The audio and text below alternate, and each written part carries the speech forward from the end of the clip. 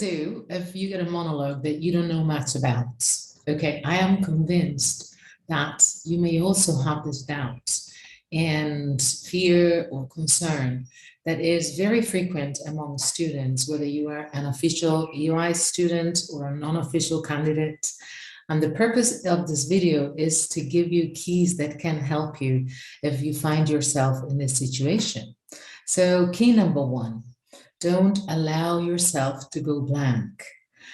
Make your brain work for you just by anticipating that this is something that can happen to you. You become aware and can get ready if you face the situation.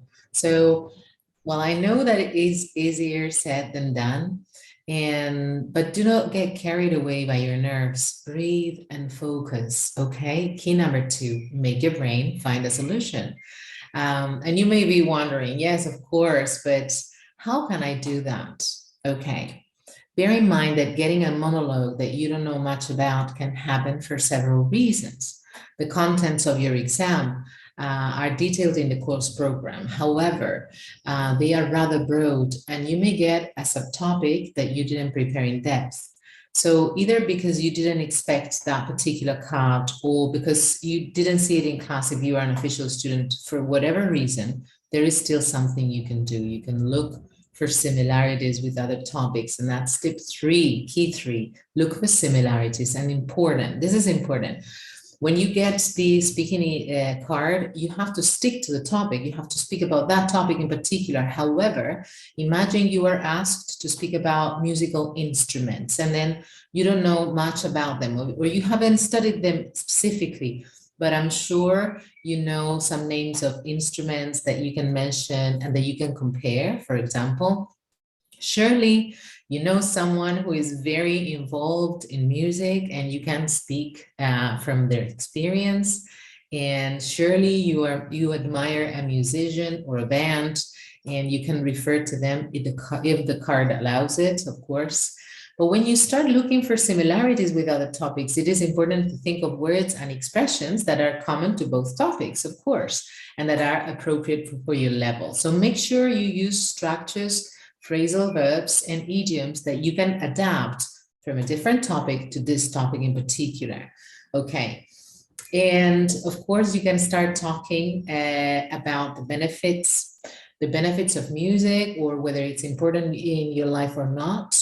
And you can share an experience you had if you ever studied music or when you studied music at school or an experience that somebody you know had, okay? Showing off with structures, phrasal verbs, and idioms for minute one is something you can do, even if you don't know the vocabulary perfectly. In a case like this, what you can do is focus on doing your best with the resources that you already have. Remember that you have worked very hard to prepare for this exam and that you already have a lot of knowledge. So don't lose your confidence. Remember that in the examiner's template where they take notes, the variety of vocabulary that you use is as important as other parts.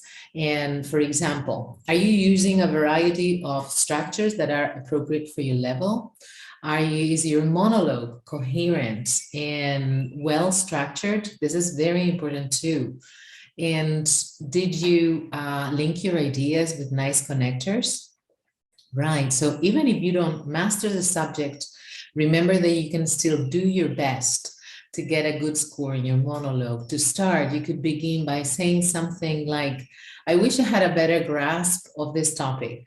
However, I'm going to do my best to provide some insights. That's very good if you are in advanced levels. And you can always begin with being honest with someone like, even though I'm not an expert in this topic, I'm going to do my best in this presentation. Okay, so when you start your monologue like this, you are already using a structure and an expression that show you are a confident speaker. So I wish, do my best, okay? And remember, use the resources that you already have to your advantage. Of course, you can do that if you don't get blocked. And although this may sound really obvious, it is key. So tip number five is provide a good conclusion. You already know that a good structure is essential for the examiners to follow your monologue and also So they are able to see how well you link ideas, you connect ideas. That why providing a good conclusion is going to be essential.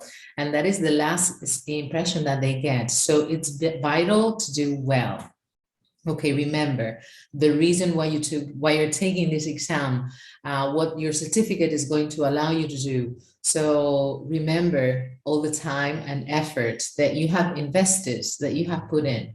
So finish your speech by reviewing some of the points you've commented on. You can use expressions like in a nutshell, all things considered, all in all, and then you can provide a final statement that highlights the importance, that prompts people to take some action, or that refers to both the advantages and disadvantages, okay, a balanced conclusion.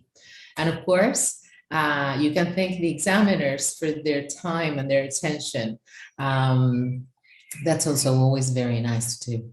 And finally, bear in mind that in the oral exam that you're going to do, there are 3 parts. You have your monologue, you have your interaction, and you have your mediation part as well. Do not let a bad experience, if you have it in one of the parts, prevent you from doing well in the others. So you can still do well in the rest. Focus. And I hope this video has helped you. And if you found it useful, I would appreciate it if you could tell me in the comments below, so we can create more content like this that will serve you as guides and that will help you perform better in your exams. Don't get nervous, do your best, focus. And of course, as many of you know, we have this app that we created for you that you can download totally free, and you can find the link in the comments below, in the description of the video, sorry. So you can make the most of the resources that we have there for you. And of course, let us know what you would like to find in this channel, because we will create videos that give answers to your questions. And keep up with the hard work as usual. Subscribe so you can be notified when our next video is released, and I'll see you soon. Ciao.